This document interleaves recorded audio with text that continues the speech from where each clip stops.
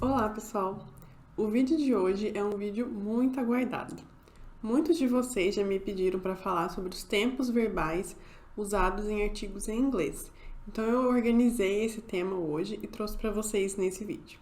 Se você quer saber qual tempo verbal usar em qual parte do texto, já se inscreve aqui no nosso canal e deixa um like nesse vídeo que eu tenho certeza que vai ser muito útil. Meu nome é Marina, sou tradutora e revisora e faço parte da UNA Assessoria Linguística. E aqui no canal a gente fala sobre escrita científica em inglês e aspectos relacionados à publicação de artigos, à academia, pós-graduação. E hoje, como eu já disse, vou falar sobre os tempos verbais nos artigos científicos em inglês.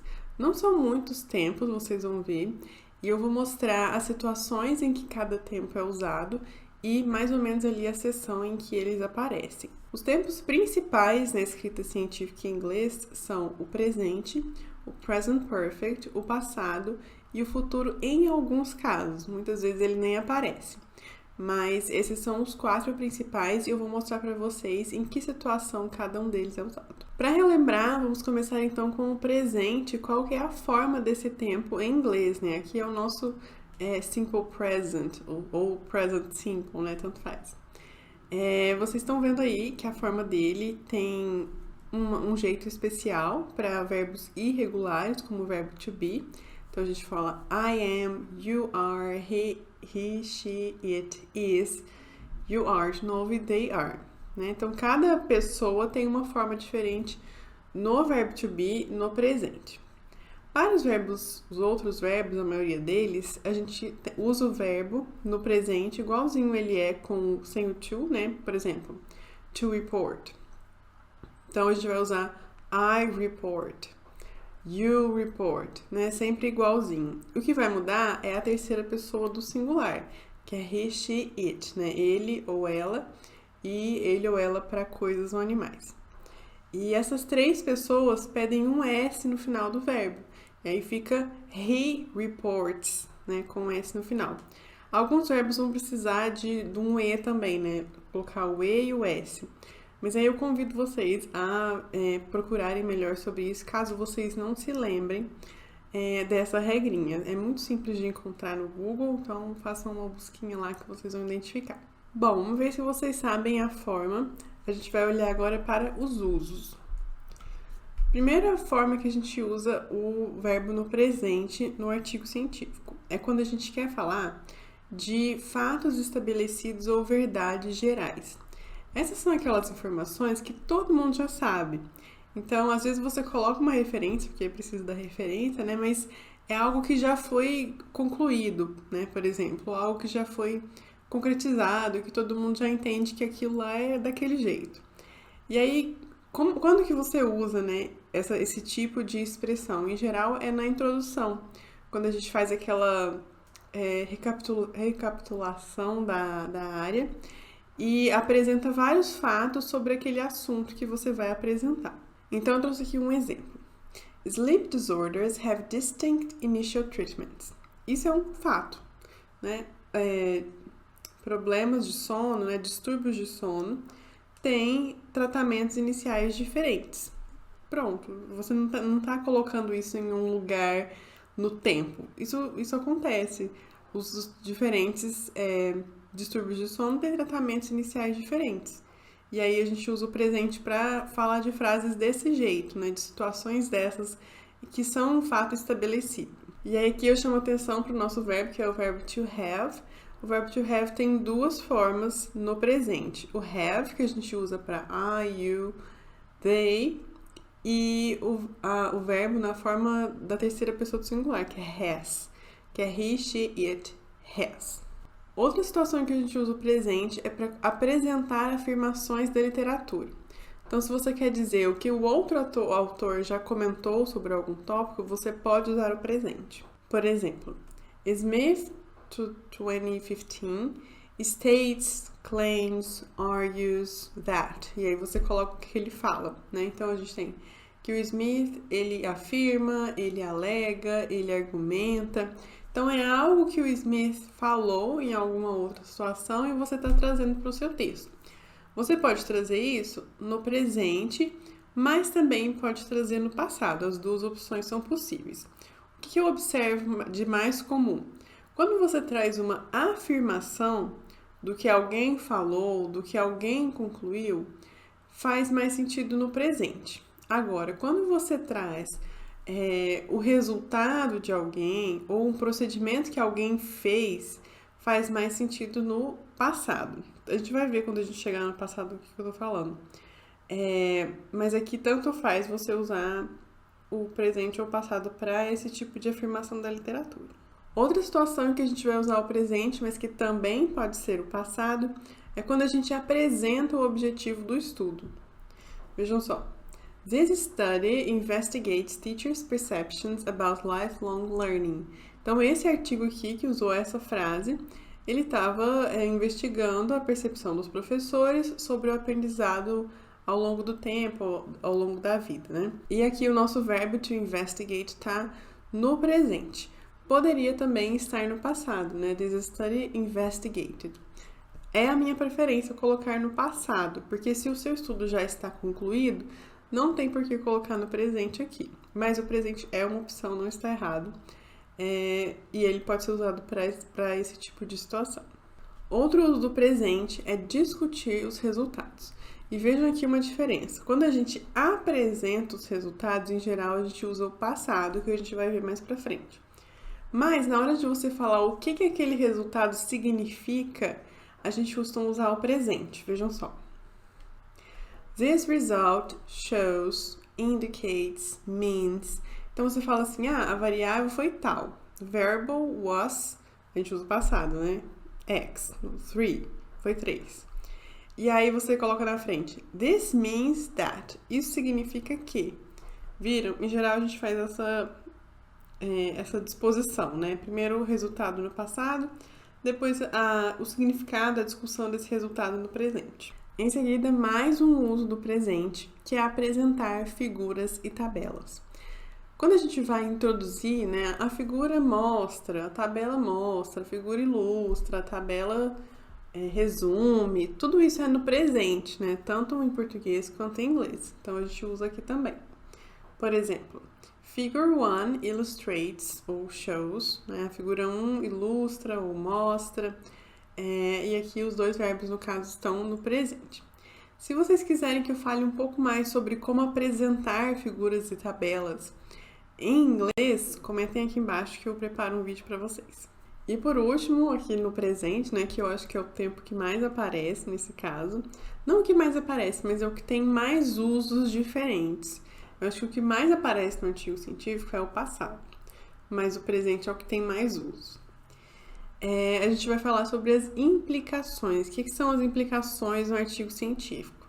Você apresentou seu resultado, apresentou o que aquilo significa, e aí você fala quais implicações daquilo, né? Quais as consequências a partir daquele resultado que você encontrou. No que aquilo vai afetar a vida, a área, né? Enfim.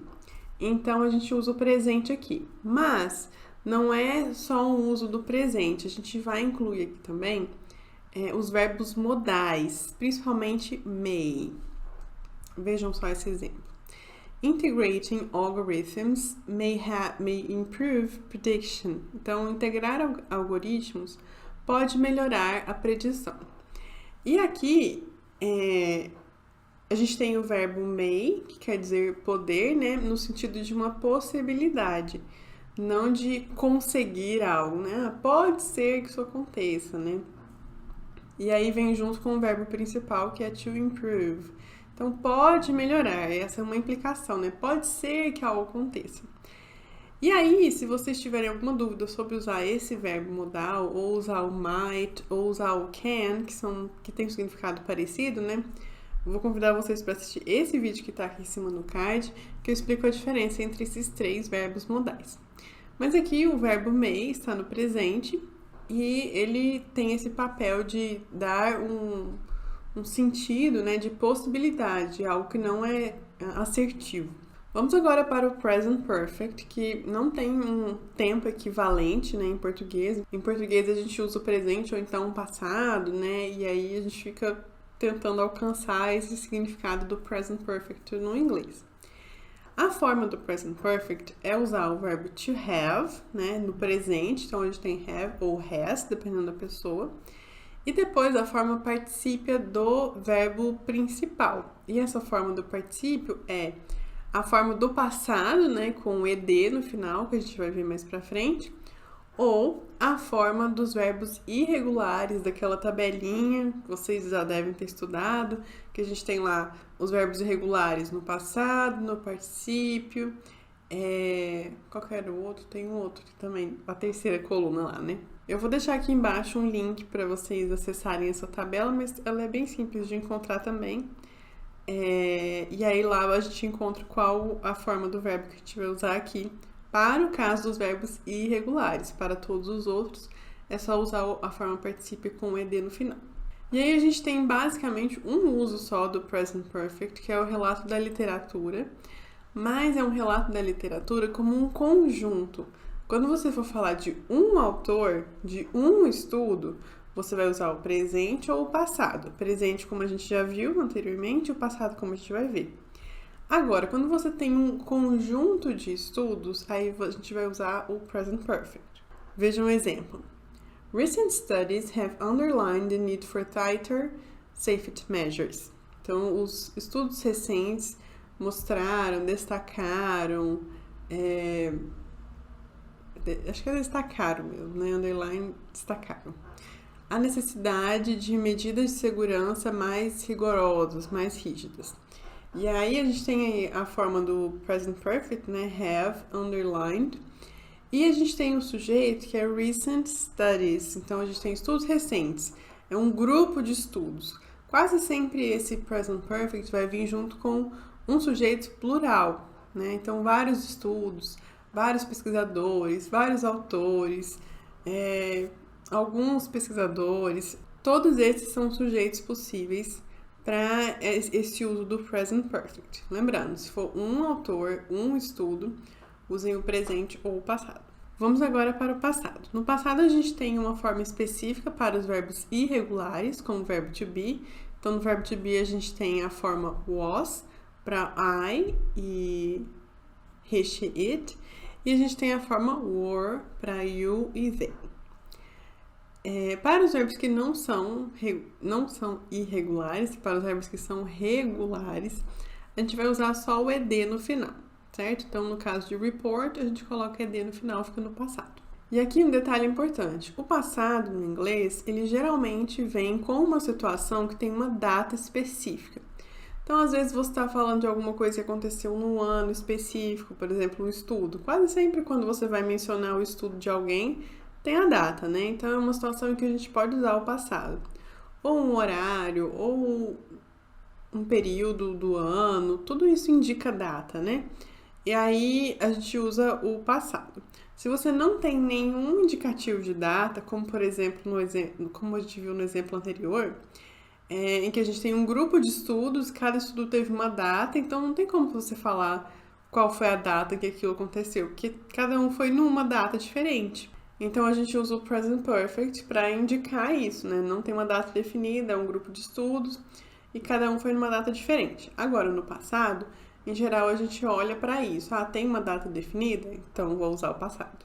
E aí, como a gente viu no caso lá do presente, quando a gente tem uma afirmação ou um relato da literatura, e aqui de um estudo, a gente pode usar o passado. Então, por exemplo, Smith reported an increase in counseling use. Então, o Smith relatou um aumento no uso de aconselhamento. E aí aqui a gente tem o verbo to report, no passado, reported, e a gente tem um estudo com uma data específica. Daí, a gente usa o passado aqui nessa situação. E aqui eu lembro vocês, né? Quando a gente fala no presente, em geral, quando a gente tem uma afirmação, uma declaração de algum autor, que a gente está contando no nosso estudo, a gente pode usar o presente. E quando a gente tem um procedimento, um relato nesse sentido, de algo mais ação, menos declaração, a gente pode usar o passado, em geral funciona melhor. E por que isso, né? Porque, em geral, essa ação, esse procedimento, ele já terminou, ele já foi realizado. Então, faz mais sentido usar o passado aqui. Então, ele relatou, ele investigou, ele mediu, ele coletou, tudo isso já foi terminado, então, em geral, a gente usa o passado para isso. Também usamos o passado para descrever os métodos do estudo. E aqui, em geral, a gente usa também a voz passiva. O que é a voz passiva? É quando a gente não coloca o agente da ação, né, quem fez a ação em primeiro lugar. Então, em vez de eu falar eu fiz uma pesquisa, eu vou falar uma pesquisa foi feita. Vocês já devem estar familiarizados com isso, se não, vou deixar um vídeo aqui para vocês assistirem a diferença entre voz ativa e voz passiva. E, em geral, os métodos vêm na voz passiva. E na voz passiva também eles vêm no passado. Então, por exemplo, the insecticide was applied in the field. Então, o inseticida foi aplicado no campo. E aqui o nosso verbo principal é to apply. E aí ele veio no passado, applied, e veio na voz passiva, was applied, né? Foi aplicado. Também usamos o passado para descrever resultados. Veja um exemplo. Cigarette consumption continued to increase until 2016. Então, o consumo de cigarro continuou a aumentar até 2016. Aqui, nesse caso, a pessoa está descrevendo um dado que ela observou na pesquisa dela. Então, é um resultado que ela encontrou. E aí, usou o verbo to continue no passado, continued. Poderia também, se não quisesse trazer essa ideia de continuidade, né, quisesse só relatar o aumento, poderia ser cigarette consumption increased, e aqui teria que ser uma data mais pontual, né? Increased in 2016. Então, o consumo de cigarro aumentou em 2016. E por último, vou falar para vocês um pouquinho sobre o futuro, mas ele é bem pouco usado, mas vou mostrar a situação em que ele aparece. E para a gente usar o futuro, o que a gente faz? A gente coloca essa partícula, o will, e logo em seguida coloca o verbo principal na forma dele, sem alterações.